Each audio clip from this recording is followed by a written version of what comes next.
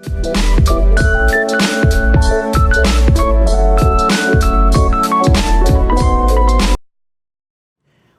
to the Right Now Show. I'm Judy Saxon. And I'm Charlie Redner. This is the show where we put the emphasis on writers, writing, and the arts. And what are you doing, Charlie? The busiest man in Laguna Woods. You say that every single month. And you are. And what are you doing now? I'm writing the podcast for the Old Pros. As a matter of fact, I'll record this weekend. We're doing like a 30-minute segment of things that I've written.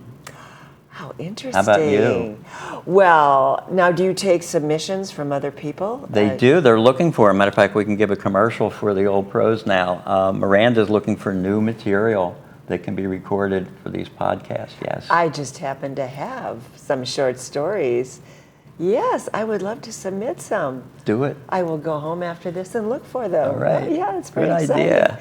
Well, we're also excited to have as our guest today Cindy Whitney, who is a familiar face in the village. And let me tell you a little bit about Cindy. She's from Massachusetts. She is the host of Discovering Laguna Woods. She began her career as a Disney animator. She earned her doctorate degree in human and organizational systems. I'd like to know just more what that is.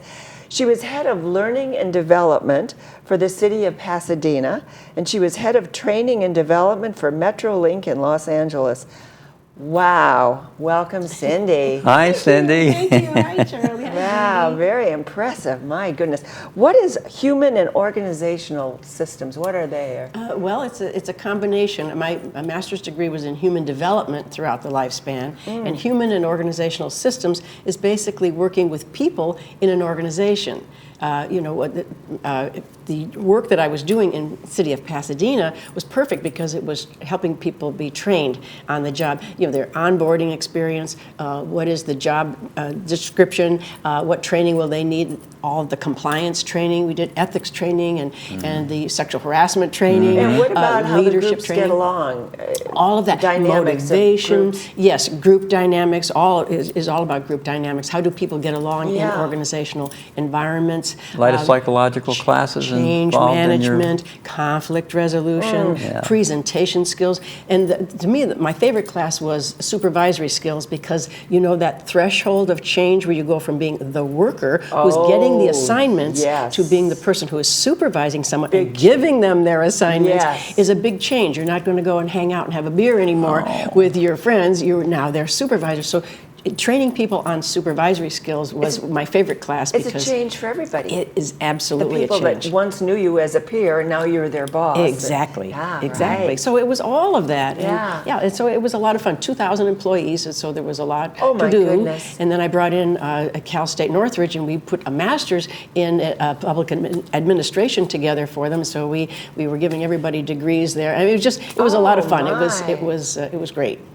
So tell us about your years at Disney. You were an animator. You actually drew with the and pen before I do and that, cells that they... I want to thank both of you for this program and for the work that you do outside of this program in the village, because I encounter a lot of people who have always wanted to write. In the show that I do, a lot of people say, I just wish that I could write my personal or my family memoir. Yes. I would like to write about a historic experience that I either witnessed or I lived, or I would like to do historical fiction where I could write about someone, in a historical setting.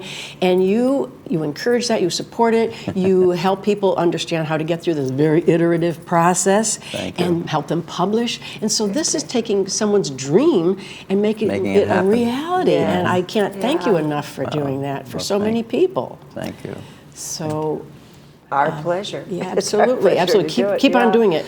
The work as an animator, I was thinking about it, it's kind of the reverse of writing, because as an animator, I would go to the director, and the director had the script and the character descriptions and all of that, and would hand you the scene and say, I need you to make this character do this. So you had to interpret the language of the script and the description of the character. And an example I will give is I was working on a character in the movie Oliver and Company, and the character was voiced by Bette Midler.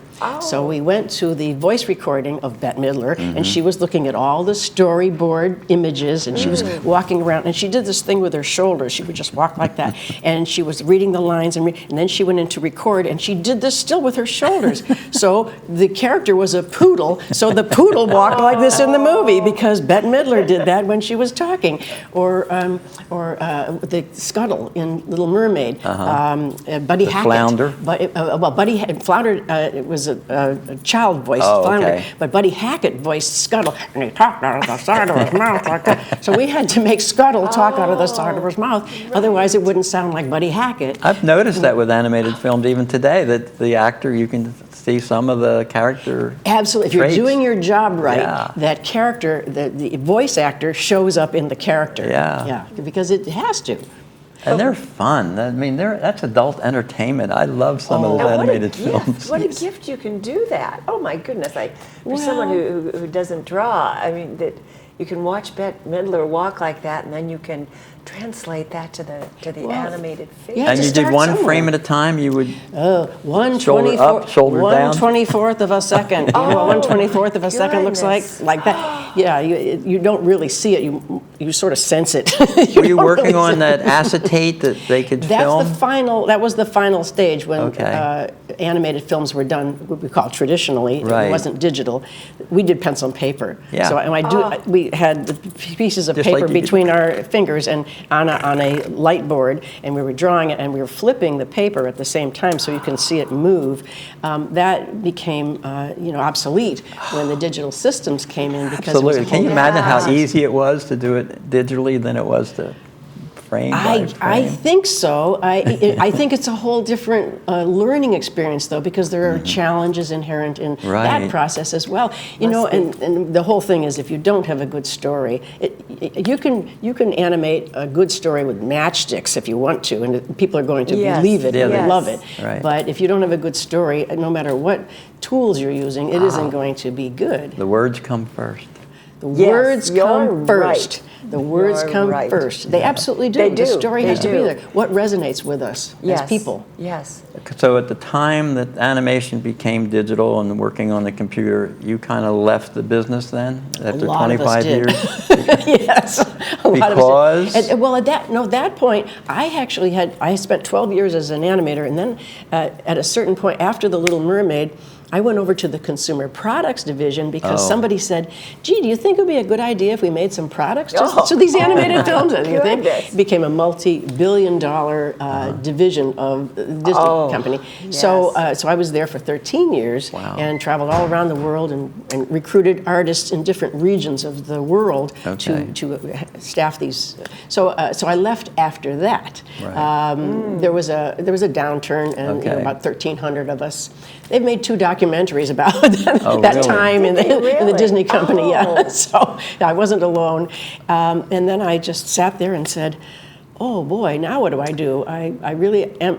I'm not really prepared to do anything else but this. This is kind of a unique Yes, work that I very. do. Right. So I just kind of threw everything up in the air and said, what else can I do? And I think that's a very healthy thing to do when we are confronted with change. So you went back to school? Throw everything up in the air. Yes, and I went back to school. I was in the process of completing my master's degree anyway, and so I said, well, I'm already in this. What was your undergraduate degree? It was a bachelor's that I got by what is the term? Admission by life experience. Oh, really? So I had an associate's degree, and then in between the associates and the master's, if you go to certain private schools, they will give you a 1-year period where you can prove Gotcha. that you have the equivalent of a bachelor's. And I told them about all of my world travels and Right. things that I put together. Yes, and they said, right. okay, You're on. good. You're good. So I was admitted into the master's program through that Good. Okay. type of system. And then I said, well, I'm in this learning space. I may as well just continue on with my doctorate, which was, and then it was distributed learning. You didn't have to go to a campus. It was up in Okay. Santa Barbara, Oh. Fielding Institute. So that was another learning experience, was doing it that way. Right, doing it. yeah. So then I came out, and I still didn't make any sense on a resume. Words. Words again. Always comes back to the word. I had to move them around a lot to make sense of who I was showing up. So then what did you do? So then you had this doctorate. which is a lot of work. And then, work. then what? I mean, how did you make the decision of where to go or what? Well, I wanted to be in training because I left Disney as the director of artist development. That was my title at that point, because I had done a lot of work with finding people and training them and making them, accelerate their learning so that they could be at a Disney level of expertise. I loved doing that. I loved creating a learning environment for somebody, finding out what it is they needed, accelerating, their skills and placing them in the right place. And I said, I wonder if there's a job like that. Yes, and sure enough, in the city I lived in, which was Pasadena, up came this, and I make it sound so simple. I had sent out over 100 resumes. Wow. But at one point, the job came up on the screen of my computer, and I said, that's the job I'm going to get. And I did. Good for you. So Yes. yeah, so it was. But my dissertation, my doctoral dissertation, was on job loss and creativity because I was so interested in. Oh, yes.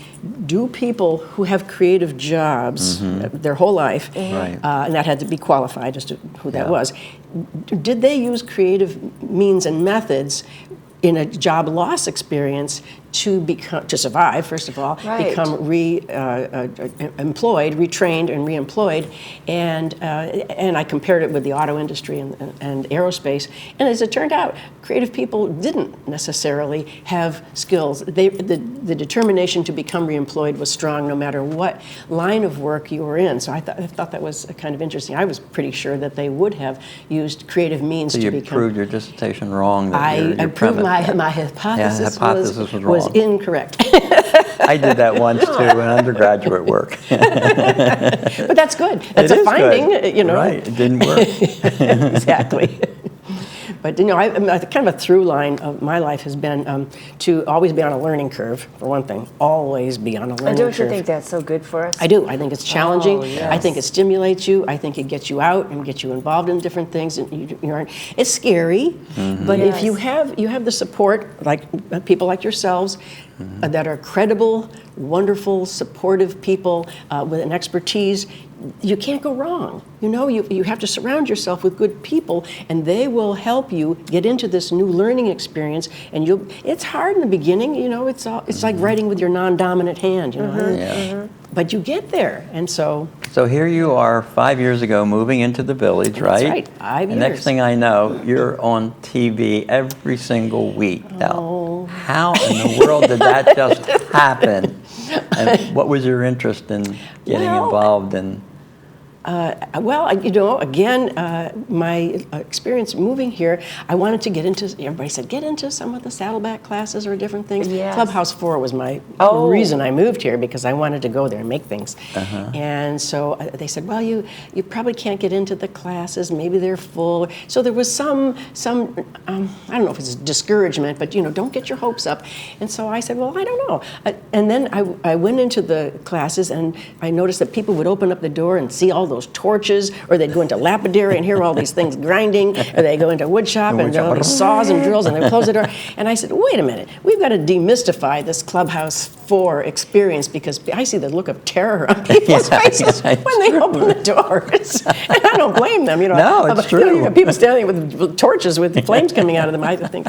So anyway, so we did. I worked with Paul Ortiz and the whole Village television crew, who are the most remarkable people in the world. Right, they are. They are, and the most accommodating people you'll ever meet. And I said, let's do Clubhouse 4. So we went in and we demystified everything. We found people that had gone there, were terrified when they went in, learned the safety rules and safety protocols, learned how to do things, and now they're making beautiful things, beautiful lathe-turned wood bowls, or beautiful jewelry. And the ceramics, and they've got the art studio there. Yes, and all of that. Yeah, and you can get your jewelry repaired, can't you? You can. I didn't even realize that. Yep, there are a couple of real experts. We have people that have been jewelers all of their lives. Really? Are in there, and they're making things, but they have that other expertise. Yes, Sure. yes. Yeah. So. And the ceramics and Oh my lapis goodness. work. Yeah, everything. I know. Glass, I know. glass fusion, and then just lapidary, just taking stones and making them into beautiful objects that can be then put into jewelry. So My neighbor makes paintings out of all of the lapis work. He has these beautiful. He does the San Francisco Bridge. He's done the Great Wall of China. I mean, I think they're probably worth $10,000-$15,000. They are works of art that belong in a museum. Yes, they are. Yes. Incredible work. Ancient, I mean, it really is. Ancient art form, an ancient art form Yeah. of placing these little puzzle pieces of Tiny little pieces of stones. stone, yeah. It's amazing. Exactly. The patience. I don't have that patience. And there's no glue or there's no nothing. It's just Oh, it has to fit. really? It has to fit perfectly. It has to fit. I didn't know It's like a that. puzzle piece, Yeah. and they all fit. And they put them in a frame, and they're amazing. Yep. Yeah. Yep. Exactly. Yeah. So you started your TV career by just, as you say, demystifying I Clubhouse 4. I wanted to help people that were kind of sitting at home and saying, I don't know if I want to go in there. It's kind of a scary. Gotcha. It is an industrial environment. It is. So I said, well, let's demystify that. And then I said, well, let's demystify everything. Everything. Let's say the Let's golfers, go the tennis into pickleball. players, the pickleball players, the line dancers. What else? I know. What else are we going to mystify? I know. Demystify. We did right. yoga this That's right. week. We're demystifying yoga as if that was mystifying enough. That's great. But there's so much to do here, and it keeps there is. changing. They keep adding things. Yes. You know, the Yes. rec calendar gets longer every time and more interesting things. Right. It's Yeah, wonderful. so we're really So you Wonderful. do Yeah. all yours on location then? All your shows are on location? Mostly. Sometimes we've come into the studio here and had conversations. I know we do Yeah. the Chicago Club, especially if we have groups of people that have an individual responsibility to the group or the club or the topic. Yes. We'll talk to them in here. Yeah. Right. So you do a monthly show, but Yes. most of them then you do have to do a Yes, location. I know, and I you have to- go ahead and look at the. I participate in things too. But the one I just hated so much to do was the yacht club. that was awful. Oh, terrible. We went out on the Throughout yacht cruise, out yeah. to Dana Point. Oh, great. Yes, twist my Yeah. arm and make me do that again.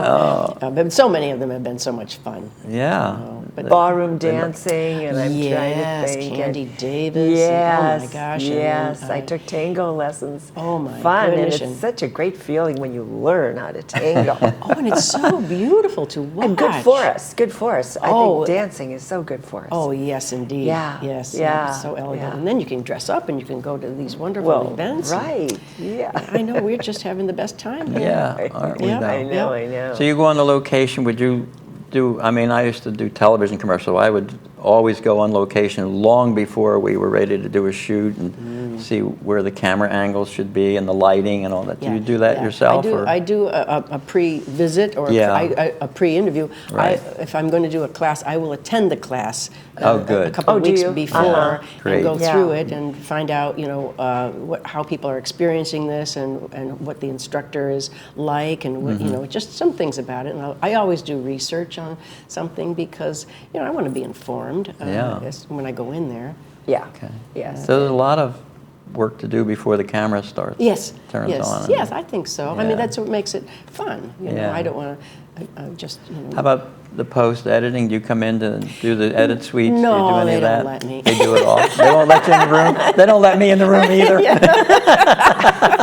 No, let me rephrase that. They don't need me. Oh, okay. They do a very nice job. Me, when I was doing completely television without me. commercials, that was the most fun, was to go into the edit studio and just sit there and lean over the shoulders of the engineers and just, I want this moved here, I want this to be this color and the type to be over here. Yes, yes. It was a lot of fun. I enjoyed doing that. That was a creative process. Oh yeah, it is. And I enjoyed it's doing. so subjective, though. it is. You could like Oh, blue and yes. somebody else would like green, and nobody's wrong. We'll get a client in the room, I know. the executive director, the writer, the producer, and me, and then, they have a lot of different opinions, so it's better. That's why I think they work at 2, 3 in the morning. That's when we did most of our edits. Exactly. They Really? yes, and because, the shirts, they would call them the suits Oh, and right, the ties, yes. they would They're go gone. away, and then Yes. they'd let us do our job. Exactly. But, I tried doing that a couple of times with Disney movies, and of course, the editors are a union. Oh, yeah. I don't go anywhere near them, so it's like, okay, never mind. You can't even get in the door. No, they won't let you in. It's, Well, I was saying when I was in television in Philadelphia, if you move something on the set, Oh, yes. my God. no. I mean, you couldn't move that, Judy. You couldn't really? move that 3 inches Someone to has the to right. come in and move You had it. to Oh, get yeah, a union because- guy to come in and yes. move it. It's their job. That's yes. fair when you realize it, because you don't want somebody Yeah. taking over your job, Yes. because you're the expert. And so Well, we did a live show, and I'm telling you, if the peanut butter wasn't on the counter, my hand would be up there, and the peanut butter would go on the counter, and I'd let the union members yell at me. Yes. But you had to do what you had to do. Sure, you know? sure. Yeah, exactly. yeah. Exactly. Well, I know, speaking of jewelry, that you are, in fact, what you're wearing today, now did you make that? I did make this. It's Isn't just a technique that I learned recently, and so I'm playing around with the different types of jewelry. I make silver Oh, my goodness. fabrication jewelry, and all of this I learned at Clubhouse 4. Really? Yes. The tools are all there. That and then, is But then you amazing. can come home, and if you see something on YouTube that you want to make, which there are a lot of tutorials Right. on YouTube, using those same tools but different techniques, you can keep expanding and expanding even when you're not in Clubhouse 4. So it's I wanted to talk about 3 of your shows specifically. Oh, yes. The centenarians. That looked like such an Oh, interesting what project. a I know wonderful you were involved in. Yes, We Cindy both and were. I, yes. What was that like, and how did that come about? And were there specific guests that you thought were really interesting to meet? They all were interesting. They were? Yes, it was a privilege to be a part of it. Yes. It really was. Yes, it was. Yes, yeah, it was started. I know that. I think it was Joan Milliman and Lucy Parker. There was something that they had seen in Czechoslovakia that someone had been taking portraits, side by side portraits of Yes, a yes. younger person and their current age in Right. the hundreds, and it was so remarkable to see the yes, difference. yes, you know, yes. but the similarities. I mean, the younger person was still there. You in could the still older see, person's yes. portrait. Uh-huh, And so we thought, well, what if we did that? And it just Yes. took off from there because there was so much interest in And it. how many shows did you do, or how many guests I think did it was, you interview? was it 16 that were? Yes, I think we both Yeah. interviewed 8 of our wonderful centenarians, and they were all different. And they're just a treasure in our Yes. village. I mean, their stories, what they've lived through, their attitudes. How many were there? There were. There's 78. Can you imagine? No, I can't. Yeah, 78 That's people who are incredible. over 100. Yeah. And that number fluctuates, Yeah, of course, of because course. people Yeah, are yes. joining the Coming in. group. Yes, yes. Leaving the group. Leaving the group, yeah. Yeah. I also wanted to talk about, the fun things that you do. The Woodstock show. I mean, you went over there and just decided We just got into you're it. back into Yeah, it again. Absolutely. Were That you was dressed fun. in costume? Oh, absolutely. Oh, yes. Yeah. That's like, I What's think that? 5 years now they've been doing that. I think so. I think Yeah. so. I would guess it, yes. Yes, I think would so. say yes. Well, I think. Well, the Baby Boomers Club celebrated their own anniversary, which I think was 10. But I don't think Woodstock's been Woodstock there. hasn't been celebrated that many Right. years. But boy, they do it up really well. Oh, they do it right. There's a crowd there. bands, The Yes, music, yes, the costumes. music, and Yes, everybody, yes. just harkens back to another time. And there were several people. David Deering. David Yes, one. who Deering's was there, one of who them. was actually Yeah. the original Yes, Woodstock. such a good story about Yeah. it. Yes, he does. too. Yeah. Yes, he does. So Woodstock was a fun show to do. I did a couple Yeah. of Woodstock shows. Okay. But yeah, we get to dress up and Yeah. And then another show I was interested in was this, I call it the New Market, but it's what's happening over at Laguna Hills there. in Mall. Macy's, the Something? former Yeah. Macy's. In What the is that all Macy's about? Well, building. the 2 young men have purchased or leasing. They have a Leasing. 4-year lease on the old Macy's building, and it's called Open Market OC. The first level of it, the first floor, is a furniture store. So Okay. you walk in there, you would say, "Oh, okay, this is a furniture store." But you either walk up the stairs or take the elevator up, and it is this remarkable bazaar. It is a co-op of artists and designers and fine artists, jewelry artists, people who make silk paintings, candles, Lloyd Walter. We have a whole Clothing, too. cadre of Laguna Woods artists there, yes. Oh, Richard's Yeah. over there with Penny his Rubin, ceramics. Yeah, Richard Moore. Beautiful work. They're oh, museum yes. pieces too. Oh, they're wonderful. And Frank Irving is there with his beautiful furniture. I mean, Lloyd Walter. So many of our Laguna Woods artists are featuring their work And when over they there. charge per square foot for so much space. They do. and- They lease the spaces out to each one of these artists, but it's just jam packed. You could. I mean, some people have been in there, and I've seen them. And I say, "You've been here for a while." This woman says, "I'm on my 3rd hour, just walking around." It really is a place where you can just We'll have to lose go yourself. over and check Yes, it I'm out. so glad that they're using that. You must go. Yes, it's really building. exciting. And if you, with the holidays coming up, if you need to That's get right. a unique gift for That's somebody, right. Oh, yeah. it's That's a all great there. idea. That's right. Yep. That's right. Well, in our remaining minutes, I'd like to talk a little about creativity in seniors, because I know Yes. you've spoken about that, and you talk about how they live longer. Seniors that are creative. There have been a lot of studies on creativity, Yeah. and how it stimulates our cognitive skills. It stimulates our, it gets us up and thinking about new challenging things. Yes. But also, it helps us. I did a Dorothy Lowry Distinguished Speaker Series presentation with Saddleback a couple of years ago on the importance of creativity throughout our lifespan, because we have different challenges now. By the Yes. way, this is the longest stage of our life. It is. The longest it could be. It can be 4 decades, and that's longer than any other stage that we live in our lives. How interesting And we to are look at. challenged with medical concerns, financial Yes, concerns, yes. health concerns, legal concerns, family concerns. Where am I going to live? And right down to the what am I going to do every day? Right. Those are all creative challenges that we experience. So if we don't have a creative process of thinking about things, defining the challenge and then figuring it out, we aren't going to think about those things in the best way we can. So it really impacts us if we don't have a creative approach to some of the new challenges that we have that we have never had before. So creativity is very important. Yes, yes, right. And one of the things you said, it makes us more mindful. Is now what would be an example of it? More. Oh, well, explain that. Well, even in our communication, a lot of times we take a shortcut when we're communicating with somebody. I was talking about this the other day because I wanted to do a workshop on reframing. And I heard somebody on TV saying, well, that speaker, she just went on and on and on. And I thought, well, why wouldn't you reframe that and say, the speaker spoke at great length about her topic? See the difference in that? yes, Being more mindful is being more yes. neutral, being less biased, being just saying what needs to be said without Right. putting something on there that Exactly. is hurtful, mean-spirited, or something like that. Right. So if you take a moment to be Yes. more creative about how you communicate, certainly people will be more inclined to listen to you. Yes, yes. and hear your point of view. So there's a lot of Judy, we're gonna mindfulness. Wise have to words, wrap wise it words. up. Words I again, know. all those words. All those words come back to the I know, words. I know. Do you have some, Oh. also some wise words? I have words. Elmore Leonard, I read Elmore Leonard a lot. Yes. And he has his 10 points of writing. And I'm just going to go to point 10, which Okay. is one of the strong ones. It says, when you're writing, tend to leave out the things the readers will want to skip. That's great. That's Whatever great. those may Yeah, I be. know. You got to figure that out ahead of time. Great. You have one, dear? I do. This is by George Eliot. It's never too late to be what you might have been. Wow. Yeah. So that's We're going to have like to say that. think goodbye. about for us. That's a Thank you, good one. Cindy. This Thank is you Oh, for thank joining you us. for You having are me in today. wonderful. This is so fun. Oh, thank We'll you. do it again next week. All right, if they'll have us.